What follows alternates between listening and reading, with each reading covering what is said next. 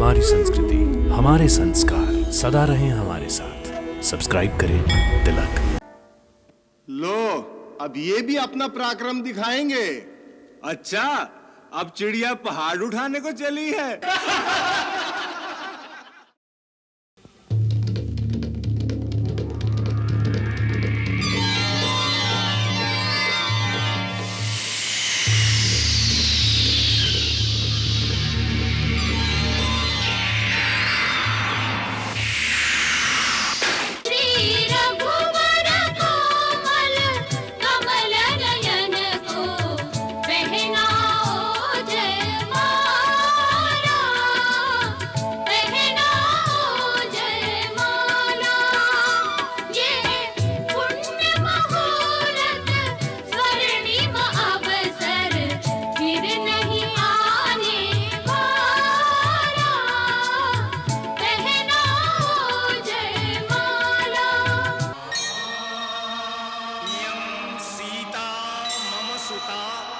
सहधर्मचरी तव प्रतीक्षुच्चैनां भद्रं ते पाणिं ग्रहणीष्व पाणिना पतिव्रता महाभागा छायेवानुगता सदा।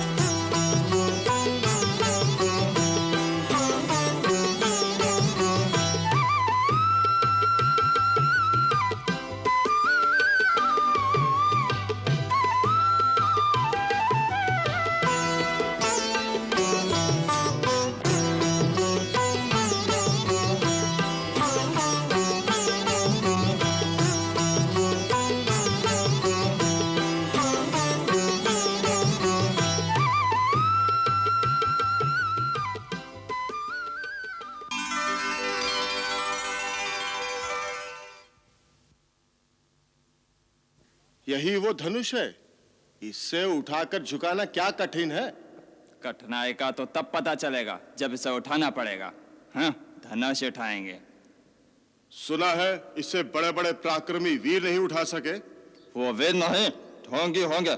मेरी बारी आने दो, देखना कैसे फूल की तरह इसे उठाता हूँ। तुम्हारी बारी आने से पहले किसी और ने उठा लिया तो यहाँ से जीवित नहीं जाएगा।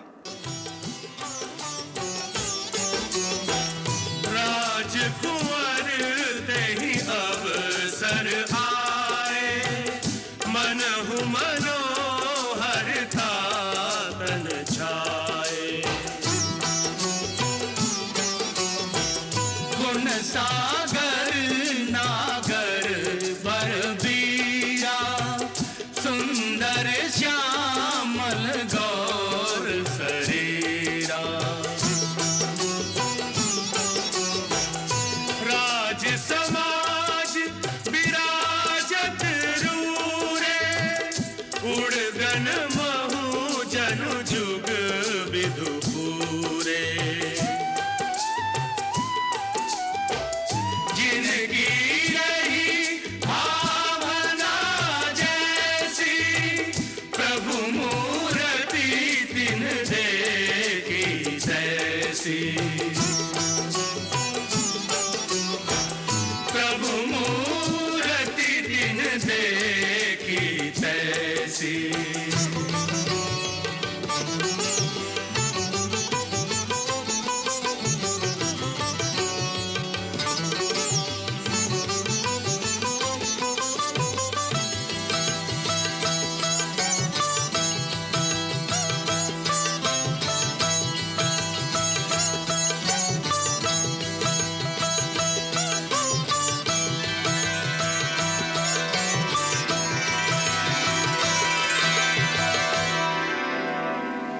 विशेष अतिथि लगते हैं।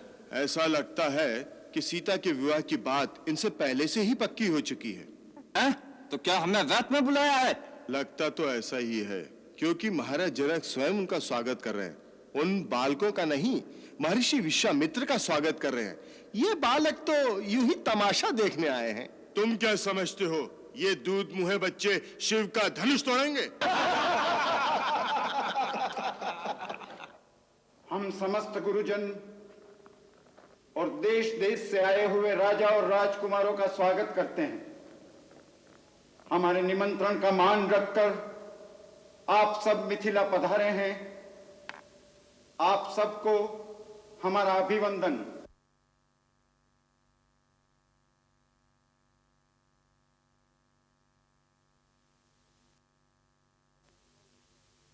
महाराज, अब राजकुमारी सीता को सभा में बुलाना चाहिए।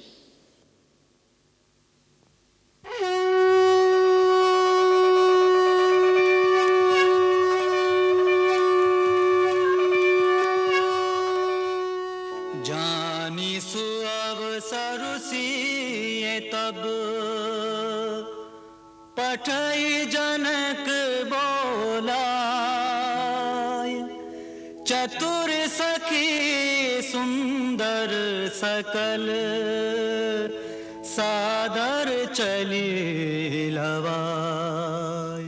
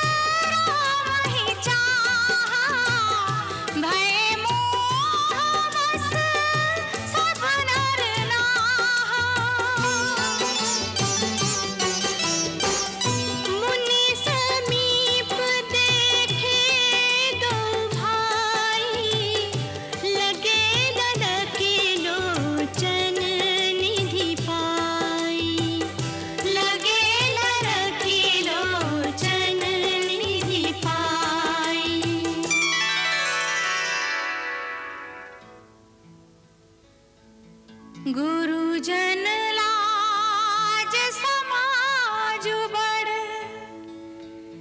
देख सिय सकुचानी, लागे बिलोकन सखिन तन रघुबीर ही उर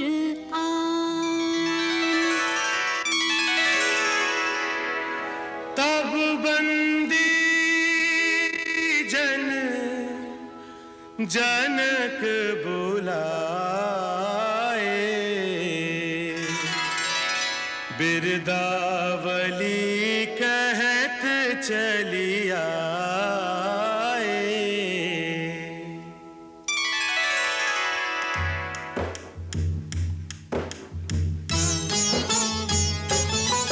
हम बंदी जन अपने राजन की बिरदावली बखान करे। मिथिला के प्रजापति जनक राज की गरिमा का गुणगान करे। हम बंदी जन धर्मात्मा निमि को नमन करे जग सारा। मिथिला को देकर नाम संवारा, मिथिपुत्र जनक ने कुल का यश विस्तारा, तब से जाए हर राजा जनक पुकारा। इस कुल के सभी नृप, इस कुल के सभी नृप वीर यशस्वी, दया धर्म और दान करे हम बंदी जन, हम बंदी जन अपने राजन की बिरदावली बखान करे हम बंदी जन।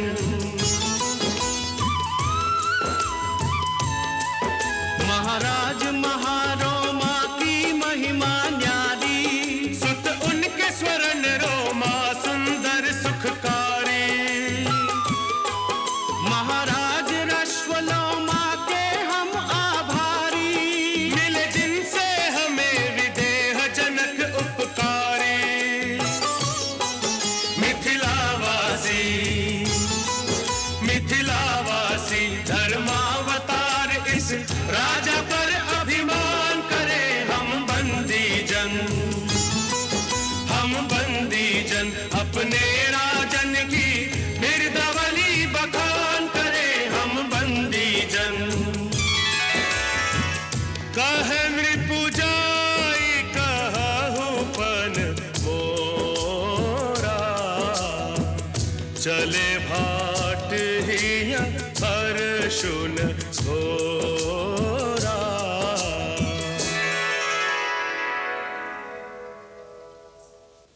अब हमारे चारण सभा में महाराज के प्रण की घोषणा करेंगे।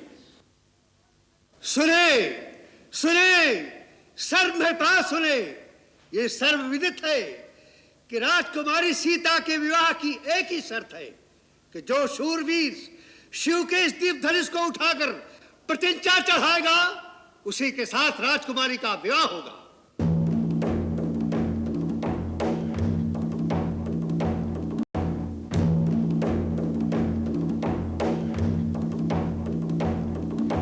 सुलह सकल महिपाल,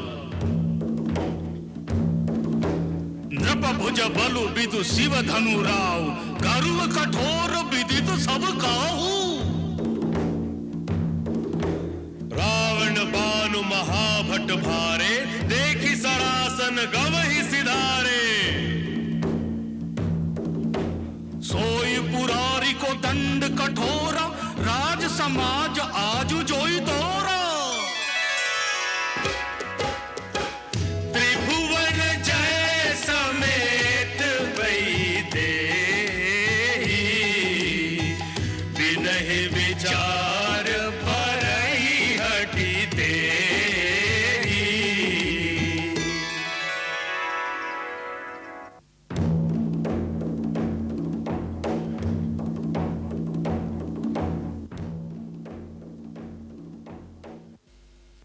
अब यह स्वयंवर का कार्य आरंभ किया जाता है। अपनी अपनी वीरता और पराक्रम दिखाने के लिए हम सबको आमंत्रित करते हैं।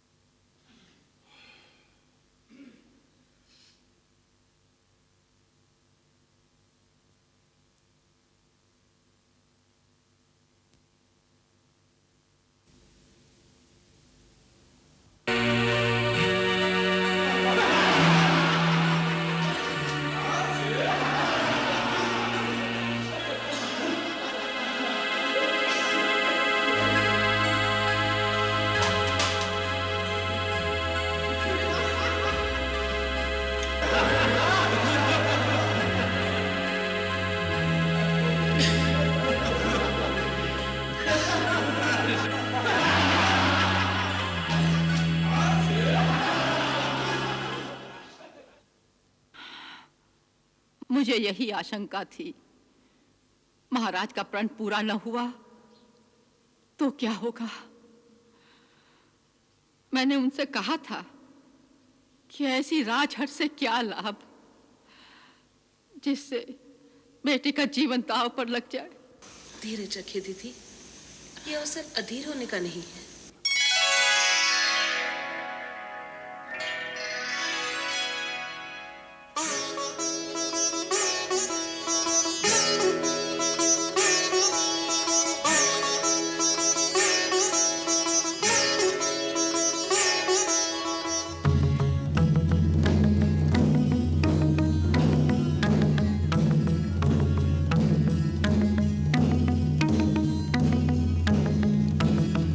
की ताक तक शिव धनु धरही,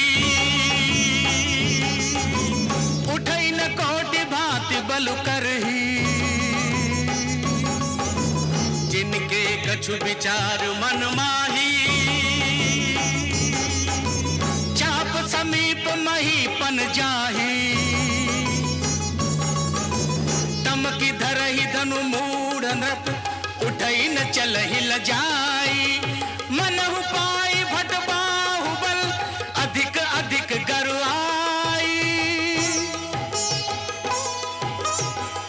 डगई न शंभु सरासनु कैसे, कामी बचन सती मनु जैसे।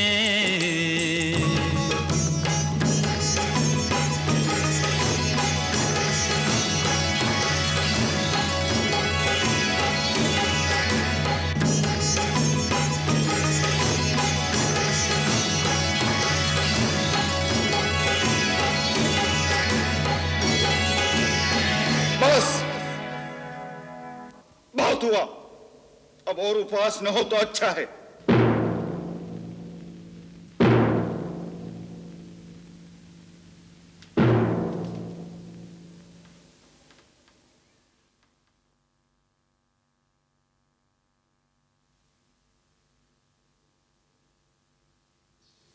देश देश और द्वीप द्वीप के बड़े बड़े राजा और राजकुमार मेरा प्रण सुनकर इस स्वयंवर में आए हैं।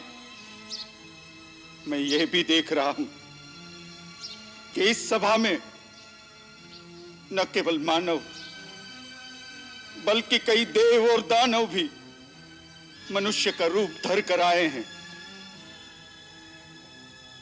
परंतु मुझे बड़े दुख से कहना पड़ता है कि अपने आप को परम पराक्रमी, रणधीर, शूरवीर कहलाने वाले इन सब लोगों की भीड़ में सच्चा वीर एक भी नहीं निकला।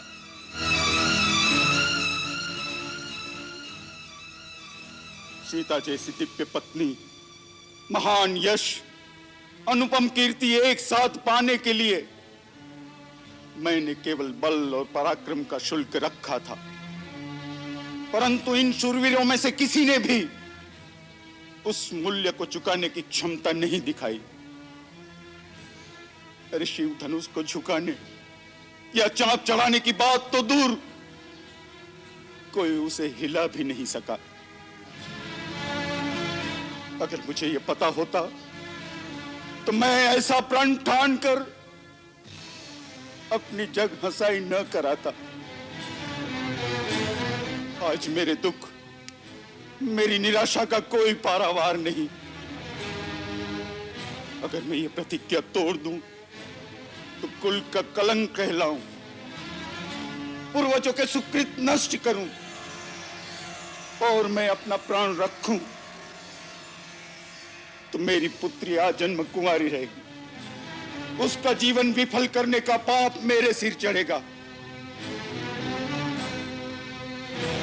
आज निराशा के अथाह सागर में डूबते हुए मुझे चारों ओर केवल कापुरुष ही कापुरुष दिखाई दे रहे हैं। लज्जा के झुके हुए इनके चेहरे मुझे एक ही बात कह रहे हैं, जनक, लज्जा के मारे डूब मरो, क्योंकि आज ये धरती वीरों से खाली हो गई।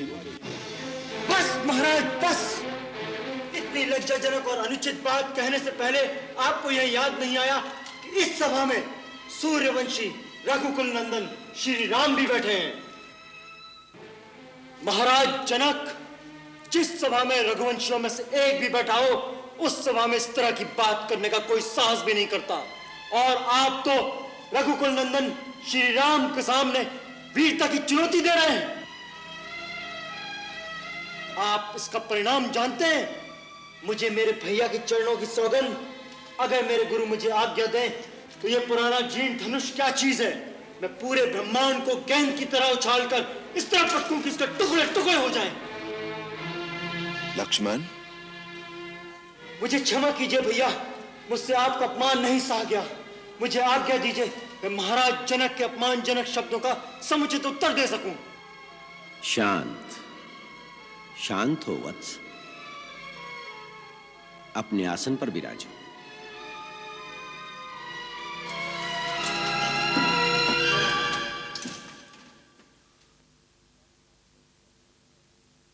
किसी का अपमान करने का मेरा विचार नहीं। घोर निराशा के कारण ये उद्गार फूट पड़े। यदि किसी की अवहेलना हुई हो तो वो मुझे क्षमा करें।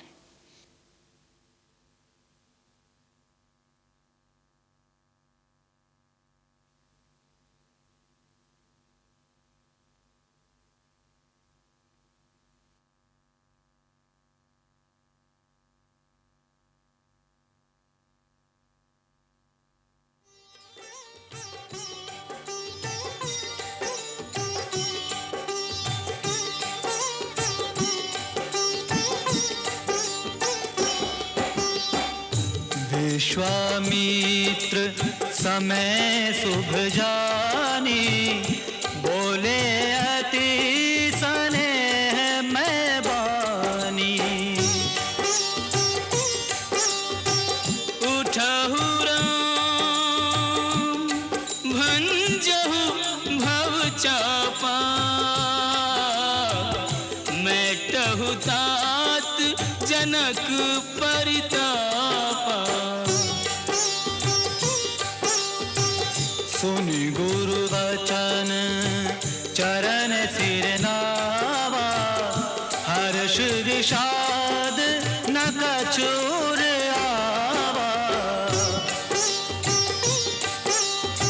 सहज ही चले सकल जग स्वामी, मन मंजुवर कुंजर गामी।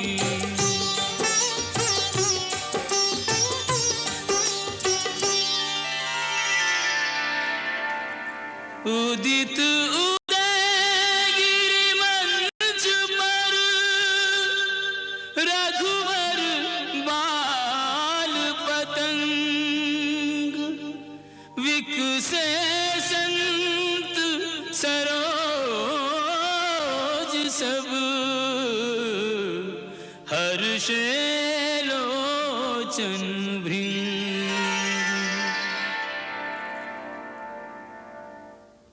लो, अब ये भी अपना पराक्रम दिखाएंगे। अच्छा, अब चिड़िया पहाड़ उठाने को चली है।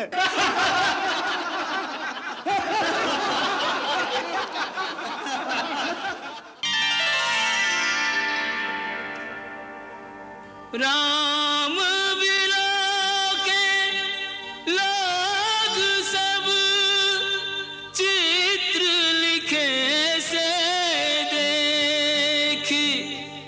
चित ईसीय कृपायतन,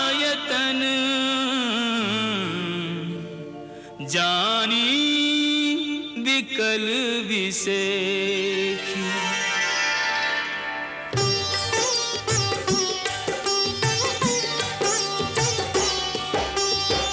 त्रसित बारी बिनु जो तनु त्यागा, मुए करई का सुधा तड़ागा। काबर का जब कृषि सुखाने, समय चुके पुनि का पछताने।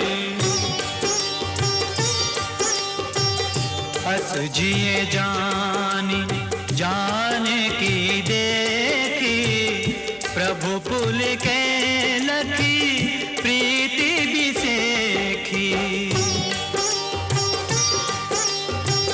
गुरु ही प्रणाम मन ही मन कीना अति लाघव उठाए धनु लीना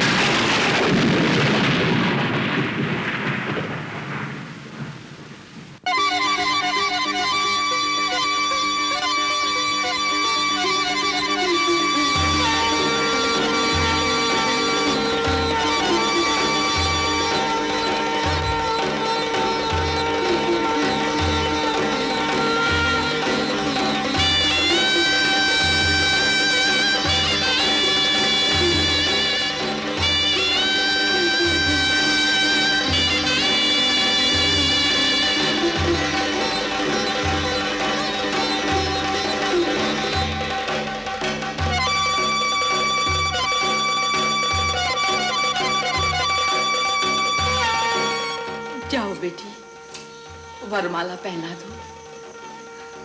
जाओ बेटी, जाओ।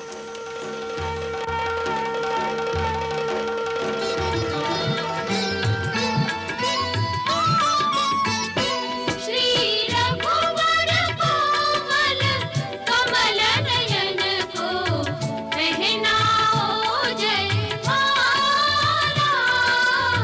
पहनाओ जयमाला। ये पुण्य मुहूर्त स्वर्णिम अवसर फिर नहीं आने वाला, पहनाओ जयमाला। श्री रघुवर कोमल कमल नयन को पहनाओ जयमाला, पहनाओ जयमाला।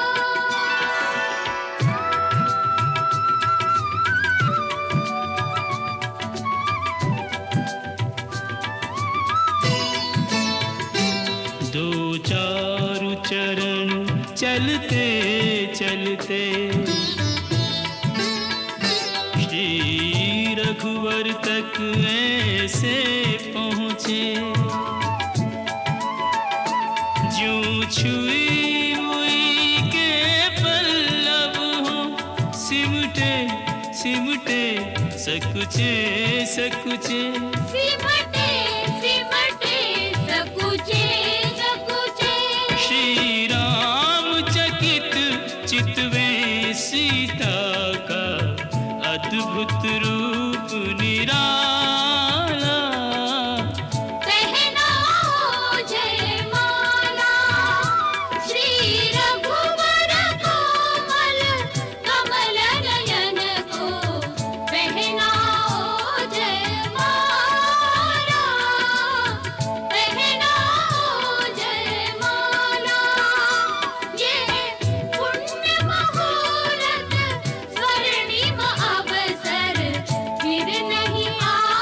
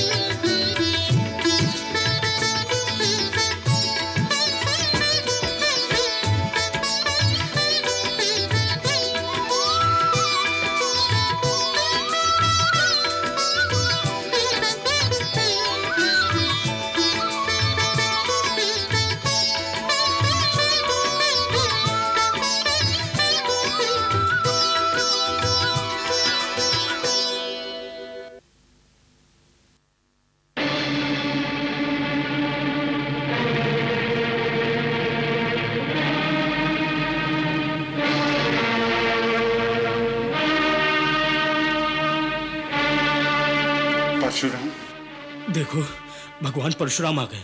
बहुत क्रोध में लगते हैं। क्या वो फिर क्षत्रियों का वध करेंगे? नहीं नहीं, उन्होंने इंद्र को वचन दिया है कि वो अब कभी भी क्षत्रियों पर शस्त्र नहीं उठाएंगे। चलो उनको नमस्कार करें, नहीं तो वो नाराज हो जाएंगे। चल। मैं उग्रसेन का बेटा चित्रसेन भगवान परशुराम को प्रणाम करता हूं। मैं राजा बुद्धसेन आपको प्रणाम करता हूं। मैं राजा देवदत्त का पुत्र सोमदत्त आपके चरणों में प्रणाम करता हूं।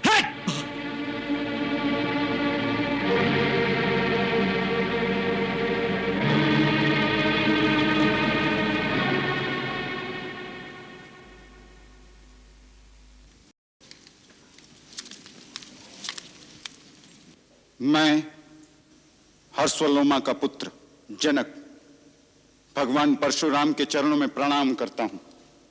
कल्याण हो।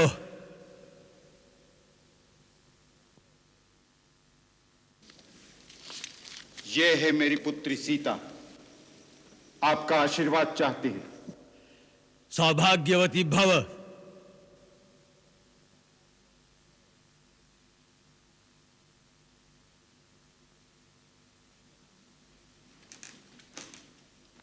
प्रभु, मिथिला में आपका स्वागत। कल्याणास्तु। अभिनंदन है हे जामदग्ने। नमस्तुभ्यं ब्रह्म ऋषि। वत्स, आगे आओ, भगवान परशुराम की चरण वंदना करो।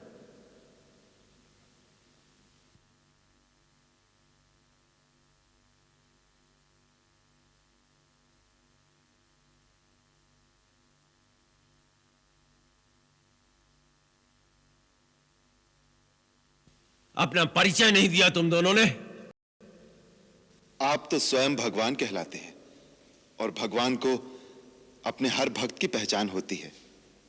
यही सोचकर कि आप अपने इस दास को तो जानते ही होंगे, परिचय देना आवश्यक नहीं समझा। ये अयोध्या नरेश दशरथ के सुपुत्र राम और लक्ष्मण हैं। आप बड़े शुभ अवसर पर पधारे हैं भगवान। आइए, आसन ग्रहण कीजिए। इन मीठे स्वागत वचनों से तुम हमें बहला नहीं सकते मूढ़ जनक। हम महेंद्र पर्वत पर तपस्या कर रहे थे कि शिव धनुष के टूटने की घोर ध्वनि का स्वर सुनाई दिया। हम ये जानने आए हैं कि हमारे आराध्य भगवान शिव के धनुष को तोड़ने का दुस्साहस किसने किया है। बोलता क्यों नहीं मूर्ख? बता बता, किसकी मृत्यु हमें यहां लेकर आई है? जल्दी बता, नहीं तो जहां तक तेरा राज्य है वहां तक की पृथ्वी को हम उलट पलट करके रख देंगे। तेरा सारा राज्य नष्ट कर देंगे, नष्ट कर देंगे। प्रभु, शिव के धनुष को तोड़ दे, ऐसा साहस तो कोई आपका दास ही कर सकता है। उसके लिए क्या आज्ञा है, आप मुझसे कहिए। सेवक वो होता है जो सेवा करे। जो शत्रुता करे उसे शत्रु समझकर उसे दंड ही देना चाहिए। जिसने ये शिव धनुष तोड़ा है वो सहस्र बाहु की तरह मेरा शत्रु है। सावधान जनक, विश्वामित्र, यहां एकत्रित राजागण और इस सारी सभा को मैं सावधान करता हूं कि जहां भी वो अपराधी छिपा हो उसे बाहर निकालकर खड़ा कर दिया जाए, अन्यथा हम उस शिवद्रोही को मृत्यु दंड देंगे। ये समझ लो कि तुम में से एक के भी प्राण नहीं बचेंगे। एक धनुष टूट गया तो उसमें इतना क्रोध करने की क्या बात है? हमने तो बचपन में कई धनुइयां तोड़ डाली, उस समय तो किसी ने क्रोध नहीं किया था। राजा के छोकरे, तनिक होश में बात कर। विश्व भर में सम्मानित महाशिव धनुष को बच्चों की धनुरियों के बराबर समझता है। ये वो धनुष है जिससे शंकर ने त्रिपुरारी का वध किया था, ब्राह्मण देवता, आपको धनुष और धनुष में फर्क दिखता होगा। हम तो क्षत्रिय हैं। धनुष बाण से खेलना हमारा नित्य कर्म है। हमारे लिए तो सब धनुष एक समान है। ढिठाई की भी हद होती है। लगता है तुझे अपने जीवन से मोह नहीं रहा। मुझे मोह है कि नहीं, परंतु आपको इस पुराने जीर्ण धनुष से बहुत मोह दिखाई देता है, जिसके टूट जाने पर आप बच्चों की तरह बिलबिला रहे हैं। रघुवर ने इसे हाथ लगाया और ये टूट गया। इसमें उनका कोई दोष नहीं है। अब क्रोध त्याग दीजिए मुनिवर, बहुत धमका लिया आपने। लगता है कि तू अपनी माता को निपूती बनाना चाहता है। मैंने तो तुझे बालक समझकर अब तक जीवित छोड़ रखा था। और मैं आपको एक ब्राह्मण समझकर आपके ऊपर हाथ नहीं उठाना चाहता। हमारे कुल में ब्राह्मणों का वध नहीं किया जाता, उनकी रक्षा की जाती है। शठ अशिष्ट निरंकुश बालक, कदाचित तूने मुझे केवल एक वेद पाठी ब्राह्मण समझ रखा है। तू नहीं जानता कि मैं क्षत्रिय कुल नाशक, बाल ब्रह्मचारी, अति क्रोधी वह परशुराम हूं, जिसने कई बार इस पृथ्वी को क्षत्रियों से विहीन कर दिया। क्षत्रिय राजाओं का सकल नाश करके यह पृथ्वी बार बार ब्राह्मणों को दान कर दी है।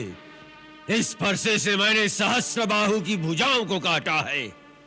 इसी फरसे से मैंने बार बार क्षत्रियों का लहू पिया है, और आज तुम्हारे लहू से इस फरसे की प्यास बुझाई जाएगी। आप बार बार मुझे डरा रहे हैं तो ऐसा लगता है जैसे एक बालक फूंक मारकर पर्वत उड़ाने की चेष्टा कर रहा हो। ब्राह्मण देवता, जो वीर होते हैं वो अधिक बातें नहीं करते, वार करते हैं। ये कायर पुरुषों की निशानी है कि युद्ध करने की बजाय वो अपनी शान में बड़ी बड़ी बातें बघारने लगते हैं। विश्वामित्र, यदि इस उद्दंड बालक की रक्षा चाहते हो तो इसे हमारी आंखों से दूर ले जाओ। आप आंखें बंद कर लीजिए प्रभु, मैं दिखाई नहीं दूंगा। विश्वामित्र, इसे हमारे क्रोध और पराक्रम की शक्ति बताओ। अपनी गुण गाथा आप स्वयं इतनी अच्छी सुना लेते हैं कि दूसरे की आवश्यकता ही नहीं। अभी तक अपनी महान गाथा गाते गाते दिन नहीं भरा हो तो सुना लीजिए कि किस तरह आपने एक कर्तव्यवीर कुमार के दोष पर क्रोध में आकर लाखों निर्दोष क्षत्रियों को संहार कर दिया। पिता का ऋण कैसे चुकाया, माता का गला इस फरसे से कैसे काट दिया। सुनाइए सुनाइए अपने महान कार्यों की पूर्ण कथा। बस बहुत हो गया, अब कोई मुझे दोष न देना। ये बालक अब निश्चय ही मरणहार है। आश्चर्य है कि मेरे कुठार के सामने आकर भी अब तक जीवित कैसे रहा। ये मुझे भी आश्चर्य है कि मेरे देवतुल भैया को मृत्युदंड देने की बात कोई मेरे सामने करे और वह मेरे बाणों से अब तक बचा रहे। लक्ष्मण,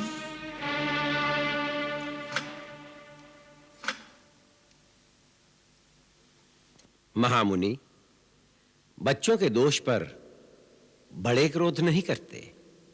शांत हो जाइए भगवान। तुम चुप रहो कौशिक नंदन।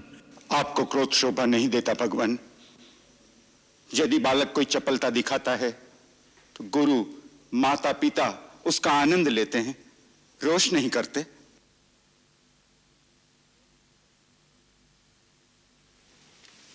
भगवान, आप तो सहज सुजान हैं।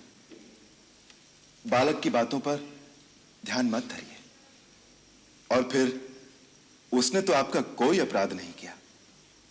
आपका अपराधी मैं हूं। मेरे ही हाथ से यह धनुष भंग हुआ है। यदि दंड देना है तो मुझे दीजिए। मुझे अपना दास समझकर चाहे मुझ पर कृपा कीजिए या क्रोध कीजिए या फिर मेरे प्राण ले लीजिए। जिस प्रकार भी आपका यह क्रोध शांत हो सके, मैं वो उपाय करने को तैयार हूं। तुम भी कुछ कम धूर्त नहीं हो। भगवान शंकर का धनुष तोड़कर अब मुझे ही ज्ञान सिखा रहे हो। उधर तेरा छोटा भाई तेरी सम्मति से मुझे भड़काकर, मुझे क्रोध दिलाकर मेरा बल क्षीण कर रहा है, और इधर तू हमसे हाथ जोड़कर बड़ी अनुनय विनय कर रहा है। परंतु ये छल कपट और नहीं चल सकता। तुम समझते हो कि अपने आप को राम कहने से तुम परशुराम का भी सामना कर सकते हो, तो उठाओ शस्त्र और मेरे साथ युद्ध करो। मैं तुम्हें निहत्था नहीं मारूंगा, वीरोचित मृत्यु का अवसर दूंगा। और युद्ध नहीं करोगे तो भाई समेत तुम्हें अभी मार डालूंगा।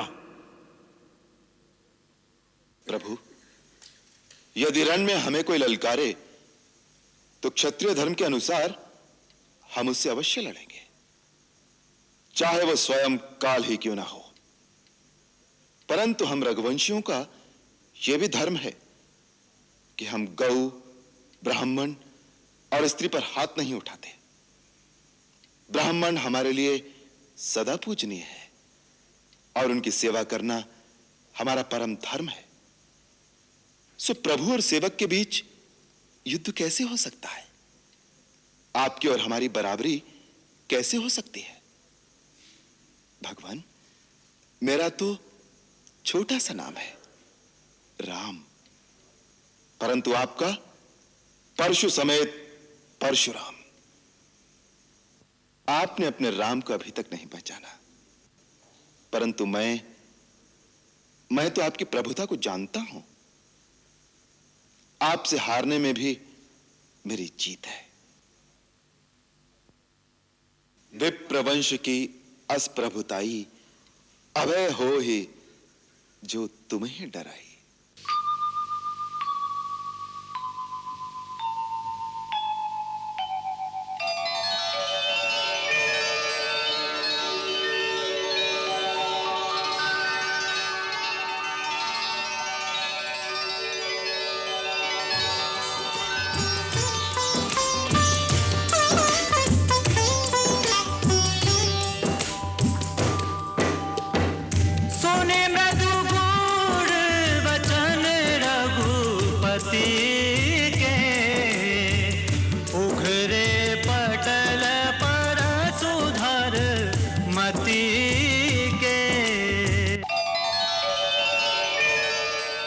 राम, ये धनुष है।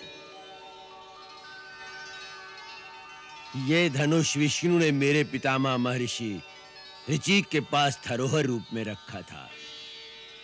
यदि विष्णु के इस धनुष पर तुम वान का संघान कर सको तो मेरा संदेह मिट जाएगा। मैं तुम्हें पहचान लूंगा। राम रमापति कर धन ले खेचहु चाप मिटाए संदेह खेचहु चाप मिटाए संदेह।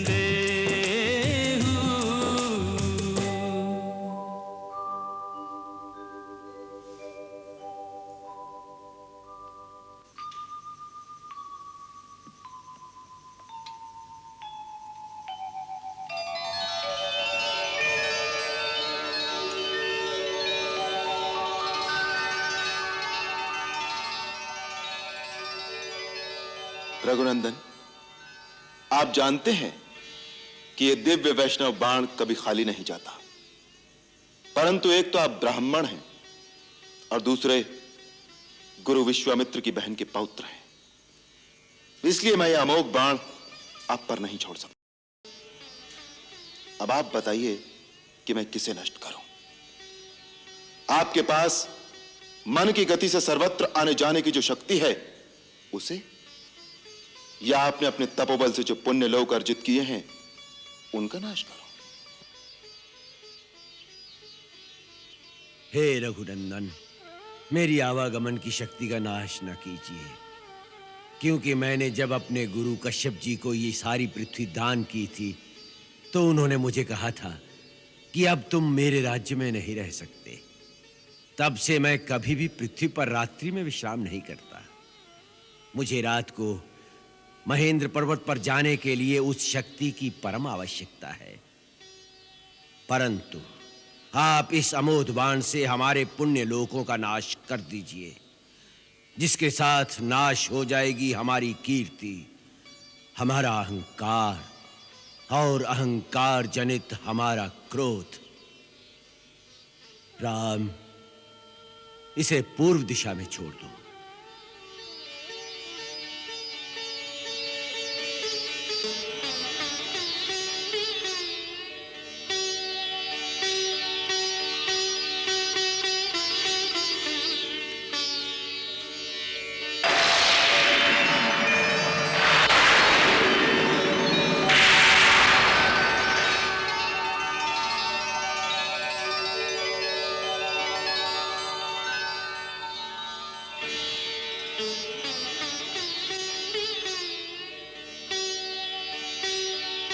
जय रघुकुल तिलक, तुम्हारी जय हो।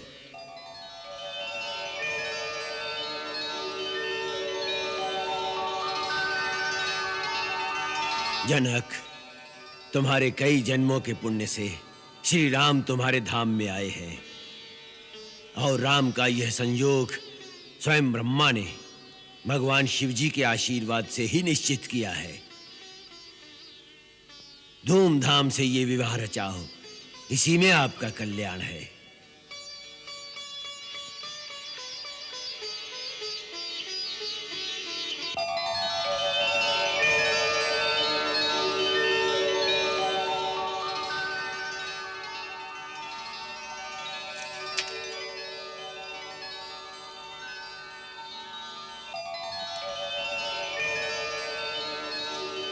राम, तुम्हें पाकर हम धन्य हो गए।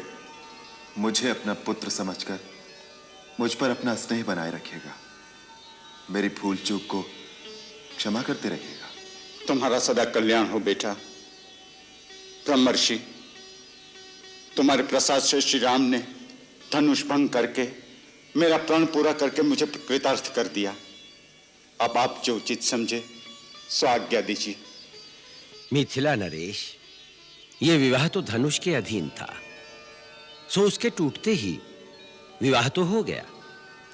तथापि तुम अपने कुल की रीति के अनुसार अपने कुल के बड़े बूढ़ों और गुरुजनों से पूछकर ही सारा काम करो और अयोध्या में दूत भेजकर महाराज दशरथ को कहो कि वो बारात सजाकर जनकपुरी पहुंचे। जो आज्ञा।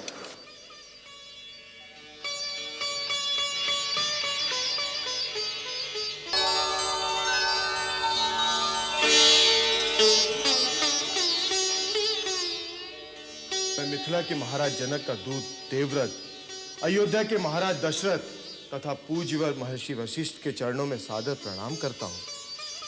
अयोध्या में आपका स्वागत है श्रीमान देवव्रत। धन्यवाद। मैं महाराज की सेवा में मिथिला से शुभ संदेश लेकर आया हूँ। आपका संदेश कुमार भरत ने हमें सुना दिया है। अब आगे के लिए क्या आदेश है प्रभु? मेरे महाराज ने पूज्यवर विश्वामित्र के आदेश से आपकी सेवा में निवेदन किया है कि आप अपने उपाध्याय, कुल पुरोहित, बंधु बांधुओं के साथ बारात लेकर मिथिलापुरी में पधारने की कृपा करें। इस संबंध में गुरुदेव अपना निर्णय प्रदान करें, उसी के अनुसार कार्य किया जाए। आर्य देवव्रत, अयोध्यापति की ओर से महाराज जनक की सेवा में निवेदन करिए कि हमें आपका निमंत्रण स्वीकार है। हम शीघ्र ही शुभ मुहूर्त में बारात लेकर जनकपुरी पहुंचेंगे और हमारी ओर से मिथिला नरेश से कहिए, मिथिला और अयोध्या का यह संबंध बड़ा ही शुभ है। इस संबंध के द्वारा आर्यावर्त की दो महान शक्तियों का मिलन होगा।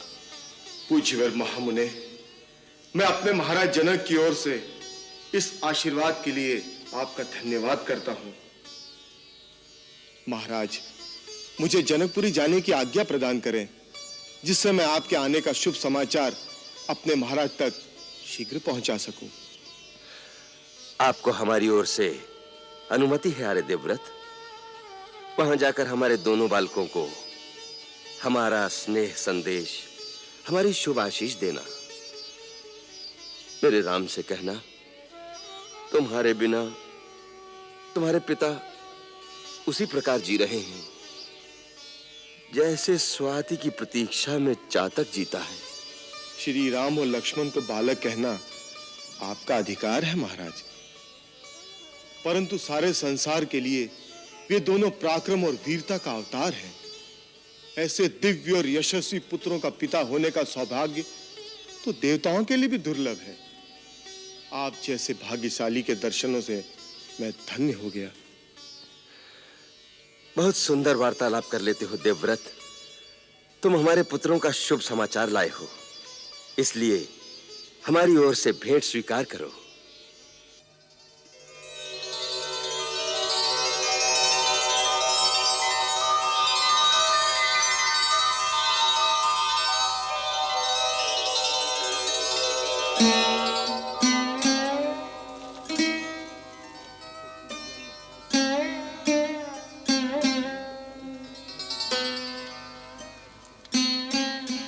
आप जैसे कीर्तिवान महाराज का उपहार पाना मेरे जीवन का परम सौभाग्य है।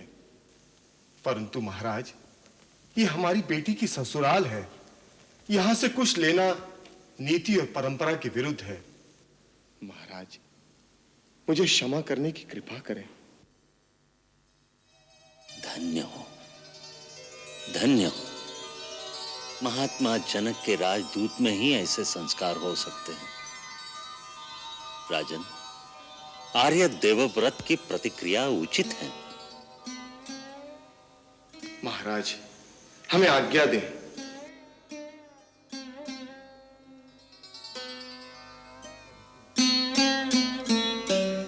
अब गुरुदेव आज्ञा दें, उसी प्रकार कार्यक्रम निर्धारित किया जाए। राजन,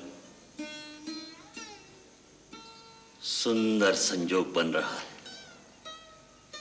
राम की बारात प्रस्थान के लिए परसों सूर्य उदय की 3 घड़ी बाद मध्याह्न प्रारंभ होते ही शुभ मुहूर्त बनता है। गौरी गणेश मनाकर प्रस्थान हो। कुमार भरत, वत्सरिपुदमन, गुरुदेव वशिष्ठ जी और हमारी ओर से श्रद्धेय श्री वामदेव जावाली, श्री कश्यप जी आदि महात्माओं को सविनय निमंत्रण दो। समस्त मंत्रीगण, सामंतगण और सारे नगर में न्योते का श्रीफल फिरवाकर सबको हमारा निवेदन सुना दो। नगर भर को राम की बारात में चलने का निमंत्रण दे दो और सेनापति से चातुरंगिणी सेना तैयार करने को कह दिया जाए। जो आज्ञा तात। समय कम है, तैयारी बहुत करनी है। तुरंत तत्परता पूर्वक कार्य करना होगा कुमार भरत। आप निश्चिंत रहें गुरुदेव।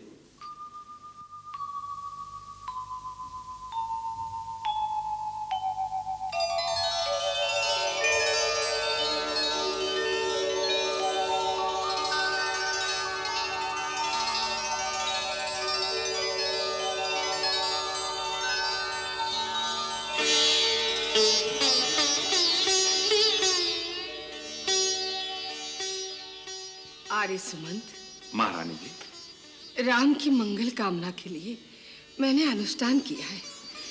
दान की ये तमाम वस्तुएं, इसके अतिरिक्त ब्राह्मणों को सहस्त्र गऊ, भंडार गृह से अन्न वस्त्र प्रजाजन में बंटवा दीजिए। जो आज्ञा महारानी जी।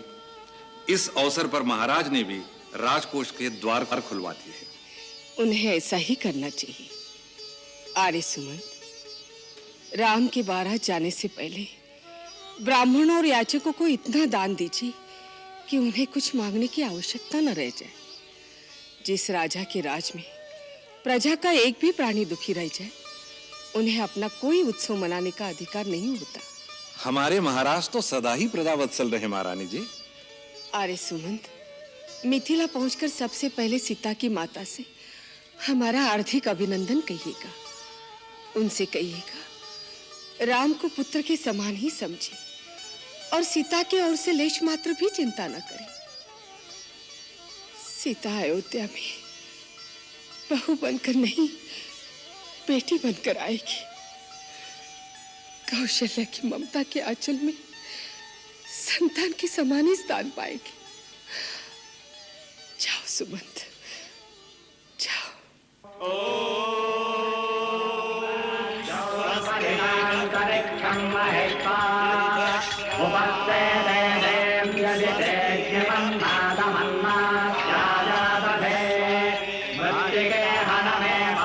जन्मजा दुष्कृतम्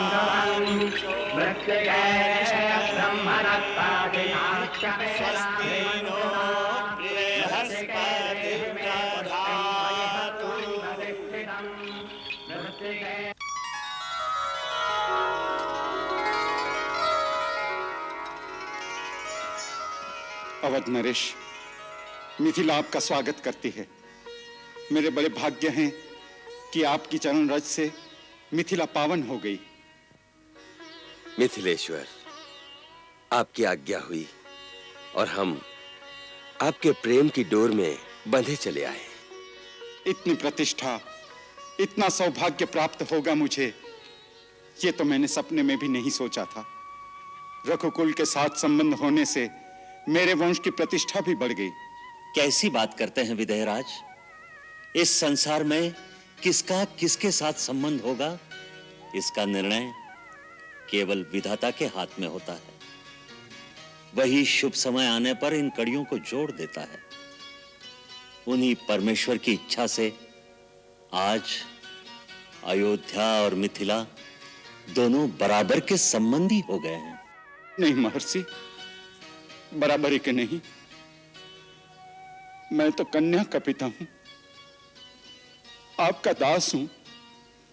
मेरी और आपकी बराबरी कैसे? आपने ठीक कहा महाराजा जनक, हमारी आपकी बराबरी कैसे हो सकती है? आज आप दाता हैं और मैं एक याचक, एक भिखारी, जो आपके द्वार पर आपकी कन्या का दान मांगने आया है।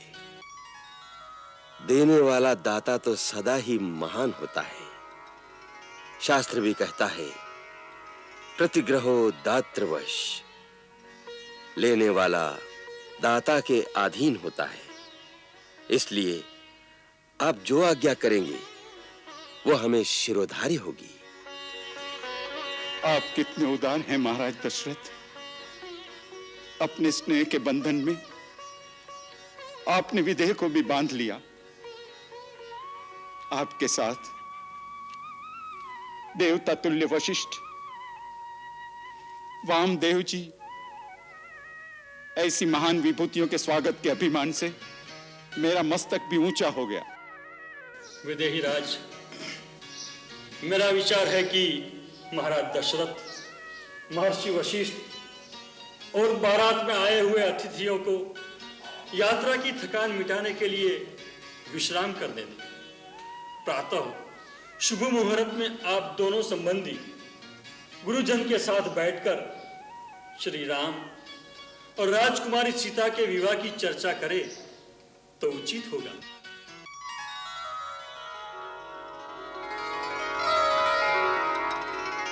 भैया भैया, पिताजी आए हैं। भरत भैया और शत्रुघ्न भी आए हैं। महाराज जनक उन्हें जनवासे में ले गए। पिताजी के दर्शन करने चले?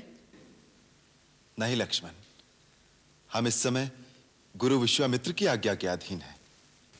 उनकी आज्ञा के बिना नहीं जा सकते। जब वो स्वयं कहेंगे तब जाएंगे। धन्य हो राम, तुम्हारे संयम और शिष्टाचार आदर्श हैं। हम स्वयं तुम्हें महाराज दशरथ के पास ले जाने ही आए हैं। आओ चले।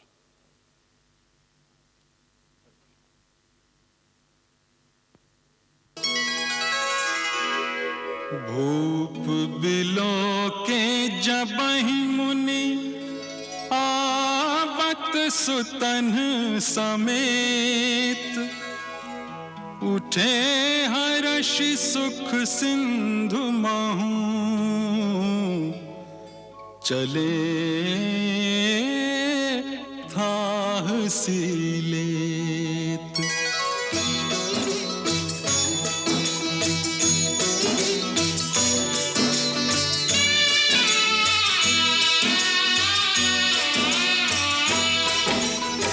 मुनि ही दंडवत कीन्ह महिषा, बार बार पद रज धरि सीसा।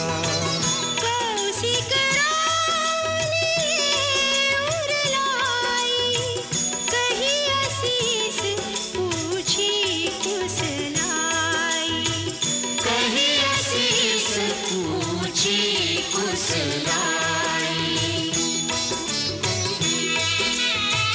उन दंडवत करत दो भाई, देख नृपति उर सुख न समाई।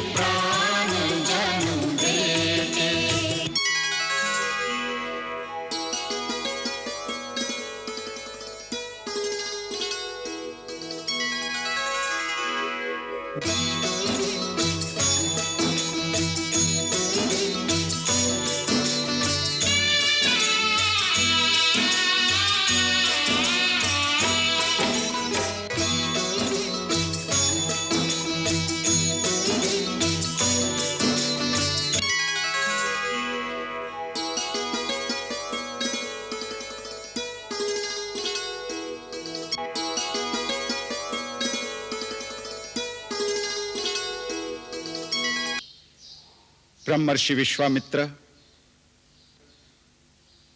महाराजा दशरथ, इस सभा में हम आपका स्वागत करते हैं। अब हमारे कुल गुरु मान्यवर शतानंद जी इस सभा में उपस्थित गुरुजनों के सम्मुख विवाह का प्रस्ताव रखें।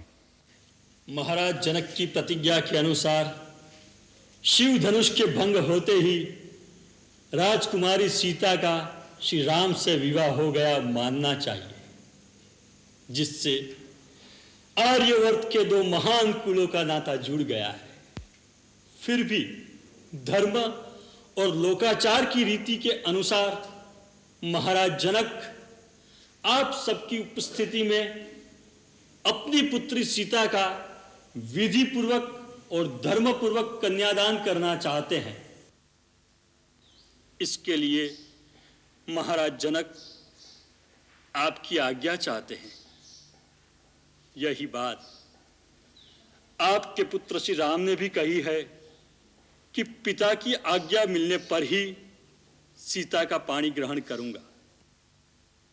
अब आप उसके लिए आज्ञा प्रदान करें तो लग्न पत्रिका शोधी जाए। पूज्यवर शतानंद जी, आपके वचनों से हम कृतार्थ हुए। जो प्रस्ताव आपने प्रस्तुत किया है वो हमारे लिए गौरव की बात है। इस शिष्टा के लिए हम महाराज जनक का भी अभिनंदन करते हैं। हमें अपने पुत्र राम पर भी बहुत गर्व है, परंतु महाराज जनक जानते ही होंगे कि इक्ष्वाकु कुल के देवता ये महर्षि वशिष्ठ हैं। हम गुरुदेव से प्रार्थना करते हैं हमारा मार्गदर्शन करें। महाराज जनक, विवाह व्यक्तिगत कार्य नहीं है, यह एक सामाजिक संस्कार है। केवल एक स्त्री और एक पुरुष के गठबंधन को ही विवाह नहीं कह सकते, क्योंकि उन दोनों व्यक्तियों के साथ उनका समाज, उनका कुल, उनका धर्म जुड़ा होता है। विवाह का अर्थ है दो कुलों का, उनके आचार विचार का, उनकी संस्कृति का संगम। इसलिए आपसे आपकी पुत्री का हाथ मांगने से पहले हमारे लिए आवश्यक है कि अपने महाराज दशरथ की कुल परंपरा का परिचय दें और आपको विश्वास दिलाएं कि राजकुमार राम आपकी पुत्री के सर्वथा योग्य हैं। महाराज दिलीप के सुपुत्र भगीरथ ने देवलोक से गंगा को पृथ्वी पर लाकर इस आर्य भूमि पर जो उपकार किया है वो युग युगांतर तक उन्हें अमर बनाए रखेगा। फिर इस कुल में रघु हुए, जिनके नाम से यह रघुकुल कहलाता है। फिर भक्त शिरोमणि अम्बरीश और उनके प्रपौत्र महाराज अज हुए।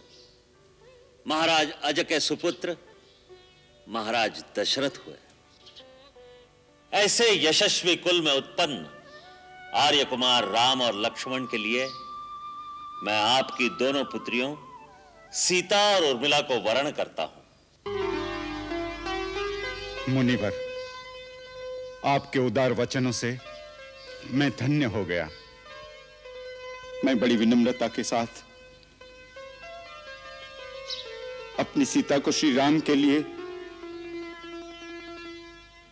और अपनी छोटी पुत्री उर्मिला को आर्य कुमार श्री लक्ष्मण के लिए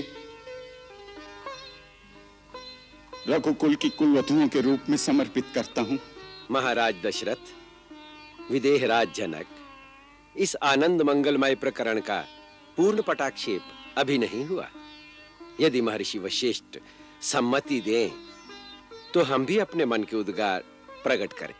आज्ञा दे ब्रह्मर्षि।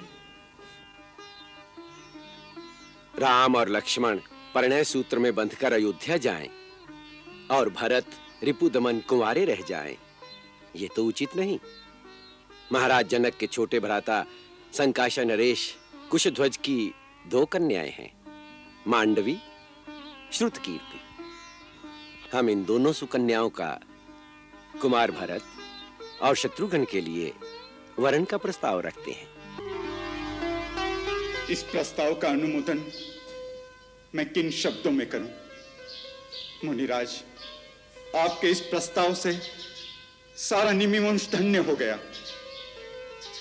कुशध्वज अपनी पुत्री मांडवी का कुमार भरत के लिए और अपनी छोटी पुत्री श्रुतकीर्ति का कुमार शत्रुघ्न के लिए कन्यादान अवश्य करेंगे। फिर इस शुभ कार्य में विलंब क्यों? शतानंद जी, चारों राजकुमार एक ही दिन दुल्हा बने और चारों राजकुमारियों का कन्यादान एक ही दिन में हो, ऐसा शुभ लगन निकालिए। 2 दिन बाद उत्तरा फाल्गुनी नक्षत्र है। उस दिन चारों विवाह संपन्न करने के लिए अति उत्तम लग्न है। अयोध्यापति दशरथ, अब आप चारों राजकुमारों के मंगल के लिए उनसे गोदान कराइए, नांदीमुख श्राद्ध कार्य संपन्न कीजिए, तत्पश्चात विवाह का शुभ कार्य आरंभ कीजिए। जो आज्ञा गुरुदेव। सुनो सुनो सुनो, मांडवी जीजी, उर्मिला, श्रुतिकीर्ति, सुनो सुनो, अरे तुम भी सब सुनो। सुना ना, क्या सुना रही है? ऐसी क्या खबर लाई हो सुनंदा? सब कुशल और मंगल है यहाँ पर। और आगे समाचार ये है कि जनकपुरी और संकाश्य नगरी एक ही दिन और एक ही साथ साथ सुनी सुनी हो जाएंगी। रामचंद्र जी ने एक धनुष भंग किया और सीता जी को वर लिया, किंतु अब तो मांडवी भरतलाल की जय। उर्मिला लखनलाल की जय। श्रुतिकीर्ति शत्रुघ्न कुमार की जय। क्या तुम समझी नहीं जीजी? महाराज दशरथ और महाराज जनक ने मिलकर चारों भाइयों का गणपति गुंहवामहे प्रियानान्त्वा प्रियपति गुंहवामहे निधीनान्त्वा निधिपति गुंहवामहे अहम जानि गर्भधम त्वम जासि गर्भधम। ओ सजनी तुम्हारा रूप सवार दे, पहना के नथनी रूप सवार दे, सोला सिंगार कर नजर उतार दे, सोला सिंगार कर नजर उतार दे।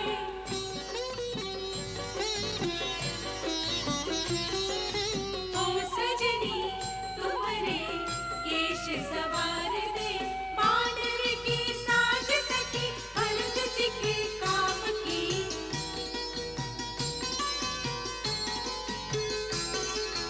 उर्मिला को मेहंदी लगी लक्ष्मण के नाम की, काया का रंग कुछ और निखार दे, सोला सिंगार कर नजर उतार दे। ओ सजनी तुम्हारा रूप सवार दे, चारों की चारों बने दुल्हनिया, दशरथ की चारों। बारात आ गई, बारात आ गई, बारात आ गई, ड्यूटी पे दूल्हा आ गए। बारात आ गई? ठहरो जीजी, अभी दूल्हा देकर आते हैं। आओ आओ।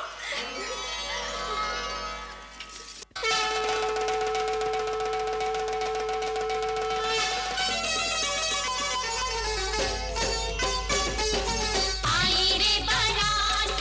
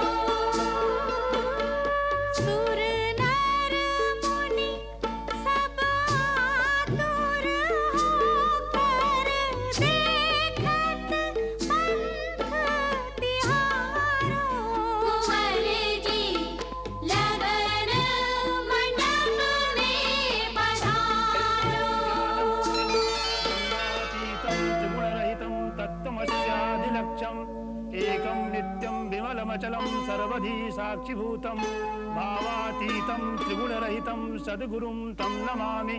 वसिष्ठाय नमः, विश्वामित्राय नमः, आगतेभ्यो सर्वेभ्यो ऋषिभ्यो नमः। ओम सर्वमंगलमांगल्ये शिवे सर्वार्थसाधिके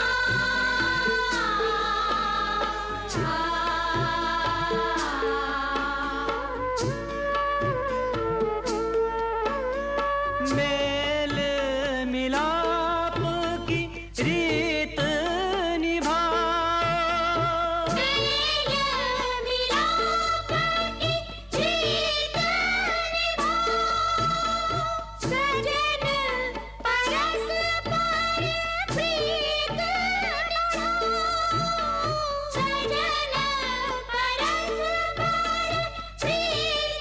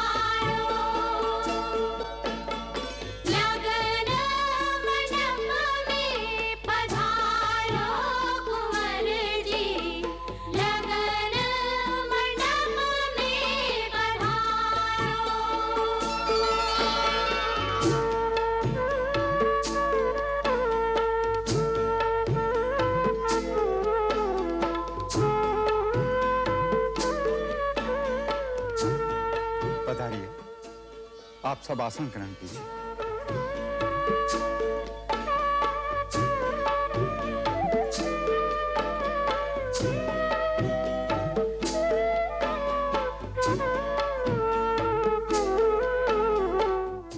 शतानंद जी, अब महाराज जनक से प्रार्थना कीजिए कि राजकुमारी सीता को मंडप में बुला लें। जो आज्ञा महर्षि।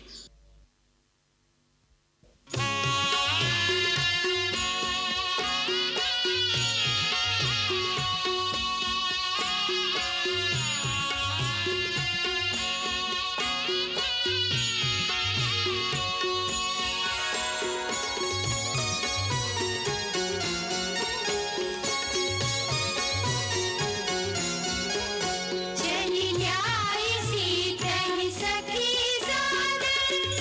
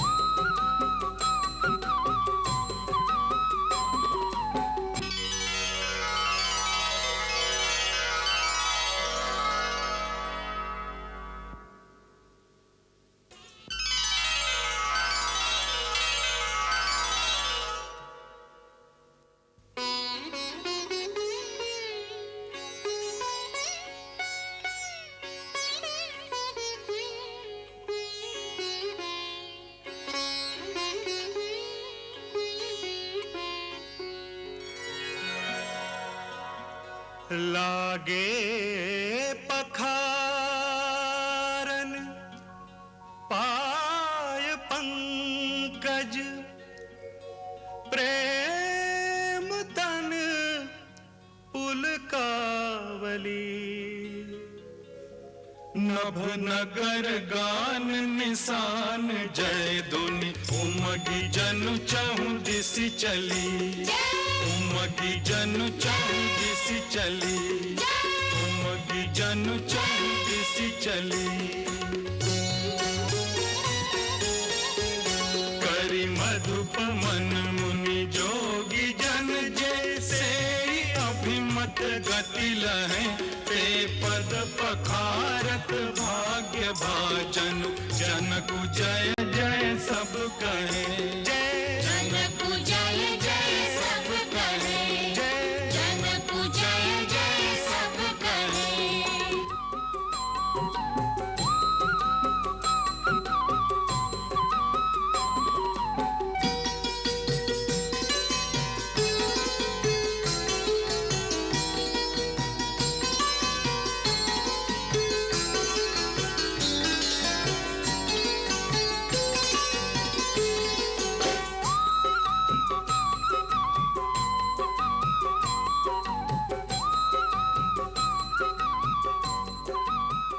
सर्वमंगल मांगल्ये शिवे सर्वार्थ साधिके शरण्ये त्र्यंबके देवी नारायणी नमोस्तुते शरणागत दीनार्थ परित्राण परायणे सर्वस्यार्ति हरे देवी नारायणी नमोस्तुते सर्वस्वरूपे सर्वेशे सर्वशक्ति समन्विते भयेभ्यस्त्राहिनो देवी दुर्गे देवी नमोस्तुते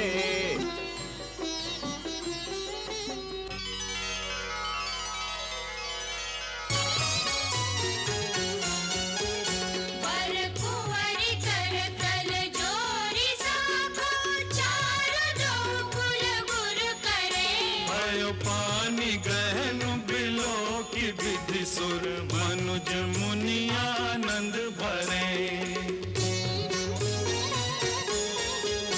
सुख मूल दूलहु देखि दंपति पुलकटन हुल सोहियो करि लोक वेद विधान गण्यादानु नृपभूषण कियो दानु नृपभूषण कियो कन्यादान नृपभूषण कियो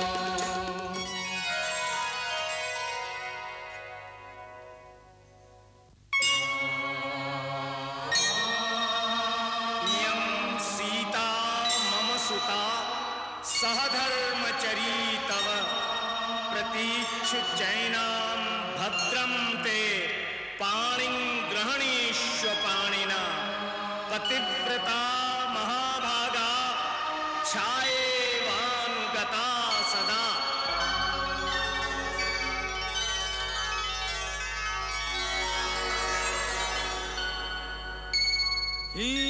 हिमवंत जीवी गिरिजा महेशहि हरिषि सागर दई हरिषि सागर दई देवी जनक राम ही सिया समर्पी विश्व कल कीरति नहीं विश्व कल कीरति नहीं विश्व कल कीरति नहीं भद्रं कर्णेभिः शृणुयाम देवा भद्रं पश्येमाक्षभिर्यजत्राः स्थिरैरङ्गैस्तुष्टुवाग्वं नो दिव्यसेमहि देवहितं यदायुः शुक्लाम्बरधरं देवं शशिवर्णं चतुर्भुजं प्रसन्नवदनं ध्यायेत सर्वविघ्नोपशान्तये शरणमङ्गलमाङ्गल्ये शिवे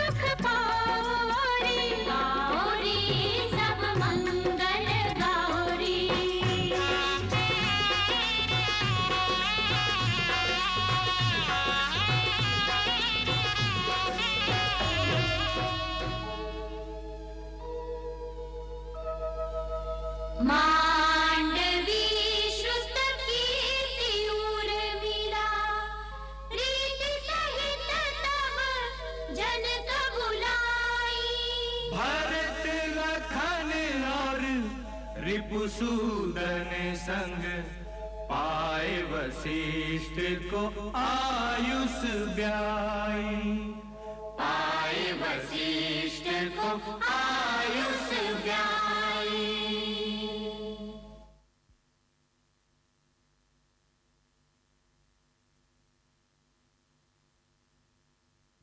महाराज,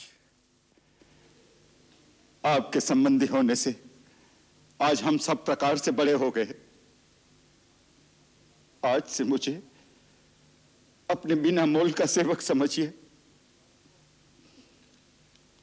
इन चारों को अपनी सेविकाएं, अपनी परिचारिकाएं समझकर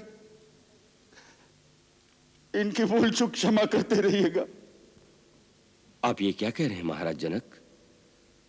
आपने आज एक भिक्षुक को 4 अमूल्य हीरे दे दिए हैं, जिनके प्रकाश से अयोध्या के राजमहलों की शोभा चौगुनी हो जाएगी। आज आपके दान से मेरे घर की हर कमी पूरी हो गई। अपने स्नेह और उदारता से आपने सूर्यवंश को मोल ले लिया है।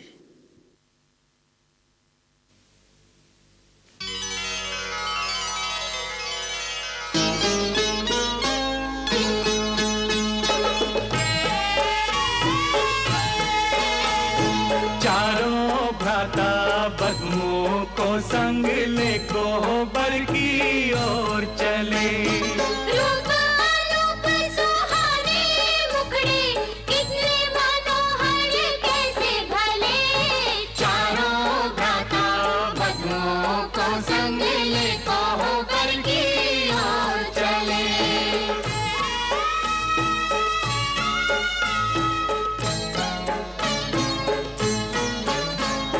नैनों में ले स्वप्न नए कुल देवी के पास गए। कुल देवी की कृपा से सारे कारज सिद्ध भये। पाई ये आशीष के जोड़ी अमर रहे और फूले फले।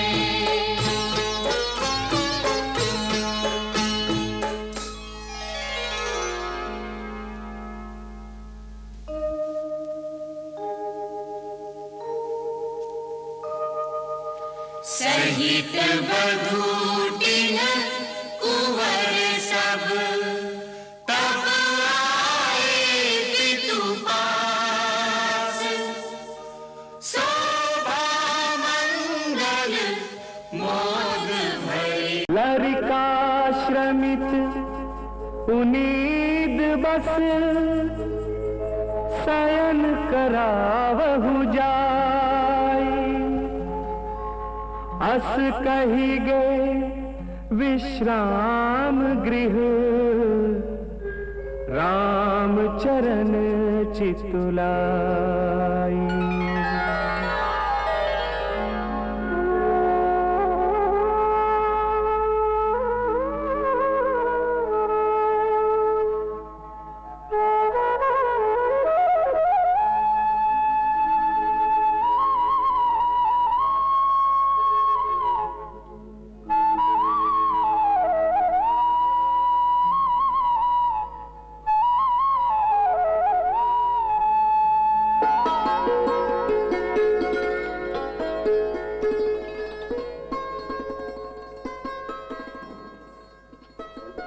ये क्यों?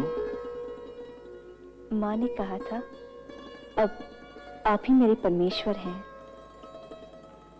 माँ का उपदेश तो सुन लिया, अब मेरा एक उपदेश सुनोगी? आज्ञा कीजिए, मैं तो आपकी दासी हूँ। तो पहली आज्ञा ये है कि मेरी दासी बनकर नहीं रहना।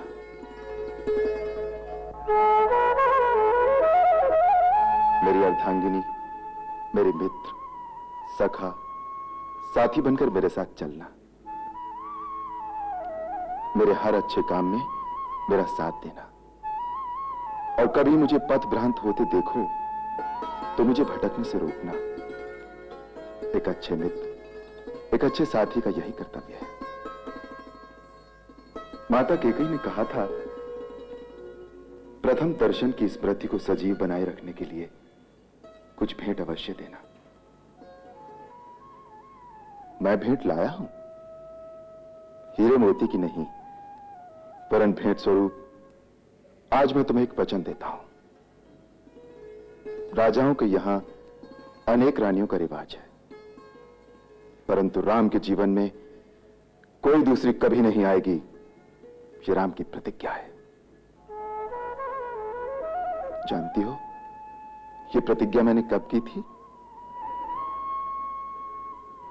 जब पुष्प वाटिका में मैंने तुम्हें पहली बार देखा, बिल्कुल इसी तरह।